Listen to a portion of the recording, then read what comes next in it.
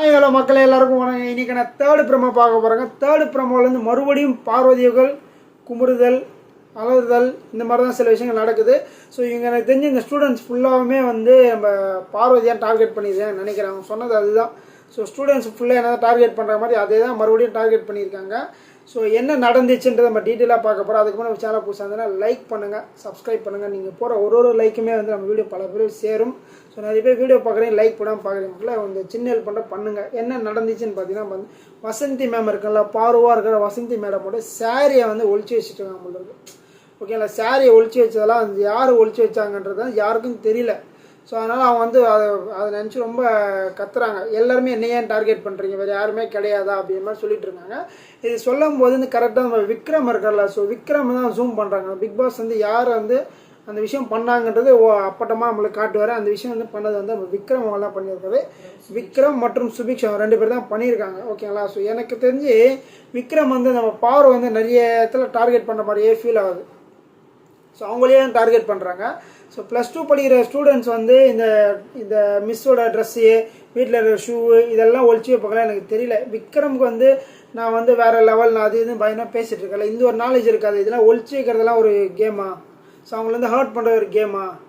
நீ டைரெக்டாக வந்து இன்னும் சின்ன விஷயங்கள் பண்ணலாம். அந்த மாதிரி சின்ன விஷயங்கள் எதாவது பண்ணலாம். பட் வந்து ரொம்ப ஹர்ட் பண்ணி ஒரு நபர் வந்து அழ வைக்கிறது வந்து ரொம்ப ஒரு தவறான விஷயன்ற அட்லீஸ்ட் சுபிக்ஷாக்கு விக்ரமுக்கெல்லாம் தெரியலையான்றது எனக்கு தெரியல. பார்வதி ஒரு வேலிடான பாயிண்ட் வைப்பாங்க. ஸோ இந்த மாதிரி பண்ணுற ஸ்டூடெண்ட்ஸ் கிட்ட வந்து நான் ஏன் உங்களுக்கு சமைக்கணும், நான் ஏன் உங்களுக்கு டீ காஃபியெல்லாம் போட்டு கொடுக்கணும், நான் ஏன் உங்களுக்கு ஃபுட்டெல்லாம் அரேஞ்ச் பண்ணணும், அவங்கள ஏன் நான் வந்து கேர் பண்ணணும், இந்த அளவுக்கு வந்து ஃபஸ்ட்டு பிஹேவியராக இருக்க ஸ்டூடெண்ட்ஸுக்குன்னு கேட்குறாங்க. கரெக்டு தானே? அவங்க உங்களை எல்லா வேலையும் செஞ்சு கொடுக்குறாங்க. உங்களுக்கு ஒரு டாஸ்க் கொடுத்துருக்காங்க. டாஸ்க் வந்து நீங்கள் வந்து பர்ஃபார்மன்ஸ் பண்ண, நீங்கள் ஒரு ஹை செகண்ட் ஸ்டூடெண்ட்ஸ் அந்த பர்ஃபார்மன்ஸ் பண்ணணும். அதுக்கு தான் வந்து பிக் பாஸ் டாஸ்க் கொடுத்துருக்காரு. போயிட்டு வந்து டீச்சர்ஸுங்களை வந்து வெறுப்பேத்தில் ரேக்கிங் பண்ணலாம். கிளாஸ் உள்ள வந்து சின்ன பேப்பர்லாம் தூக்கி போட்டு அவங்க திரும்பும்போது இந்த மாதிரி நம்ம சின்ன வயசில் பண்ண மாதிரி இந்த மாதிரி விஷயங்களை பண்ணியிருக்கலாம். பட் அதை விட்டுட்டு வந்து இது ஒழிச்சு வைக்கிறது, வந்து அவங்க அழ வைக்கிறது, இந்த அழ வைக்கிறது வந்து நம்ம சுபிக்ஷா விக்ரம்க்கு என்ன சந்தோஷம் நம்மளுக்கு தெரியல. ஸோ அவங்க வந்து ரொம்ப அழுகிறாங்க. அது வந்து கனி வந்து அழாதீங்கலாம் சொல்லிட்டு இருக்காரு. ஸோ கம்பெனிக்கிட்ட ரொம்ப கம்ப்ளைண்ட் பண்ணி ரொம்ப அழுதுட்டுறாங்க.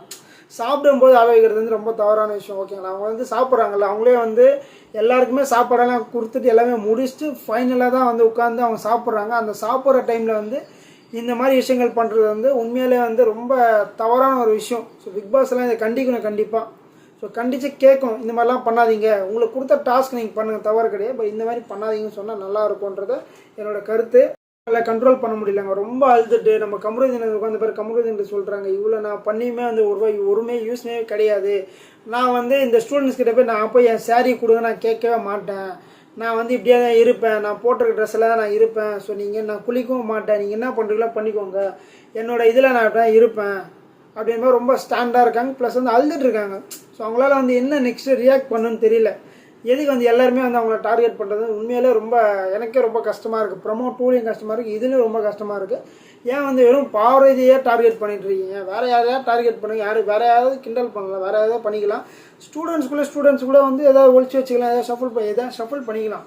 ஸோ இந்த கிளாஸ் பசங்க சண்டை போடுறது கிடையாதா? இந்த கிளாஸ் பசங்களை எடுத்து வைக்கிறது கிடையாதா?